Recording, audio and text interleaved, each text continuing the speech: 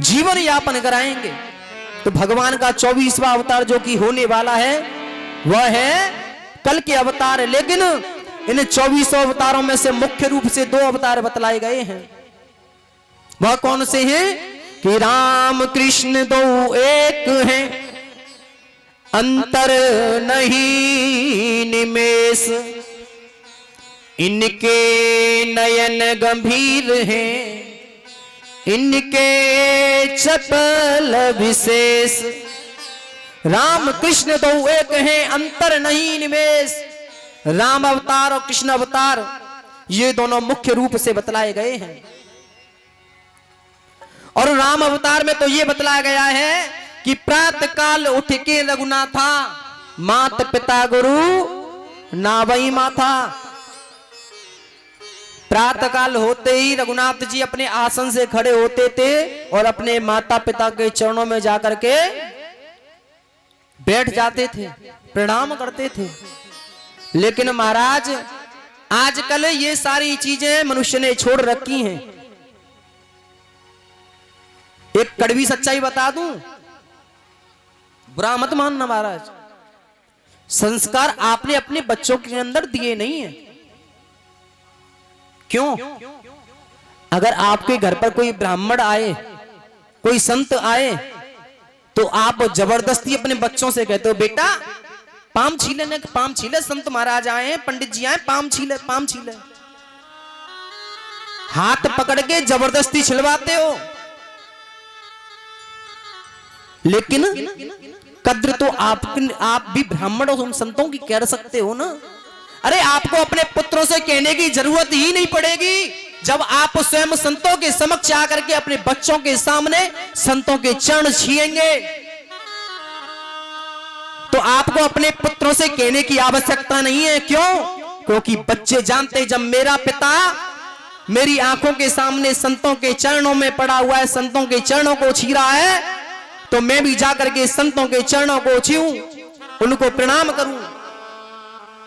लेकिन हम और आप उसको समझाना नहीं चाहते, उनको सिखाना नहीं चाहते। अभिमान है ना, अभिमान है महाराज हमको और आपको।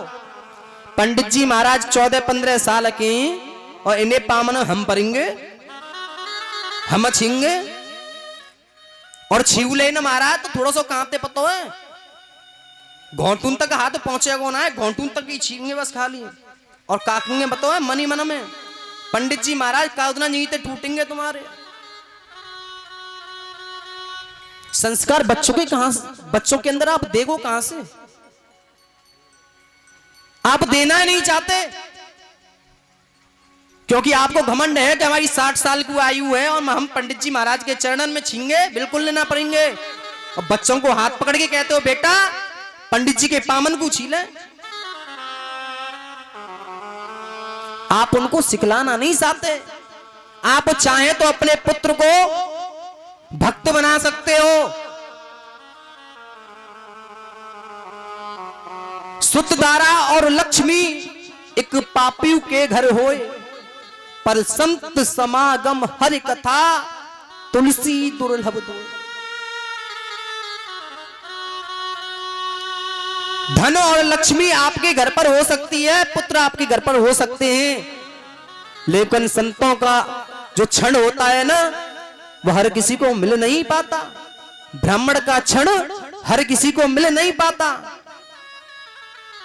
भगवान के ये दोनों अवतार हमको और आपको सिखलाते हैं। रामचरितमानस का एक बार अगर आपने पाठ कर भी लिया ना तो घर पर कभी झगड़ा हो नहीं सकता, ये गारंटी दे रहा हूं। आपने अगर एक बार पूरी रामचरितमानस का पाठ कर लिया, उसको समझ लिया, तो मजाल नहीं कि आपके घर पर झगड़ा हो जाए, हो नहीं सकता है। क्योंकि रामायण की एक एक चौपाई में इतना बड़ा सार छिपा है कि आप सोच भी नहीं सकते। किस किस के घर पे रामायण है, रामचरितमानस किस किस के घर पे है। वास्तव में आप हिंदू बैठे हो, फिर हाथ नीचे कर लो।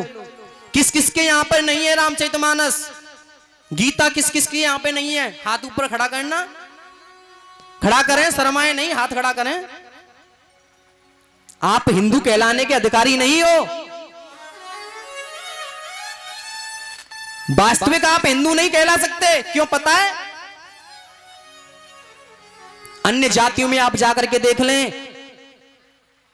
अन्य वर्णों में जाकर के आप देख लें, कुरान आपको उनके घर पे रखी हुई मिलेगी, क्योंकि उनका ग्रंथ माना जाता है, छोड़ नहीं सकते उसको। लेकिन आप हिंदू होकर के, सनातनी होकर के, अपनी ही उन रामचरितमानस, गीता, भागवत, गोपाल सहस्त्र नाम, इनका बहिष्कार करते हुए जा रहे हैं, अपनी चीजों को छोड़ते हुए जा रहे हो।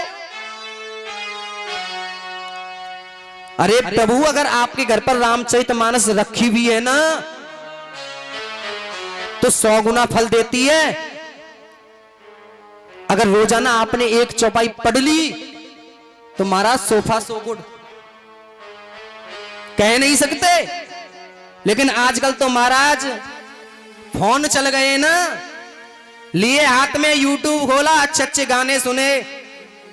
गाने सुनने का मिल रहा है ना आपको, तो गाने सुनने की लगी है बस। फेसबुक पे लगे रहेंगे, इंस्टाग्राम पे लगे पड़े रहेंगे, लेकिन उस यूट्यूब पे जाकर के, फेसबुक में जाकर के ये नहीं देख सकते कि आज हमें कुछ सीखने को मिल जाए ना। सुनोगे तो छमाछम गीतन को लीड लगा के, वो भी फिर कहते हैं बच्चों के अंदर संस्कार नहीं है। महाराज आए तो आए कहां से?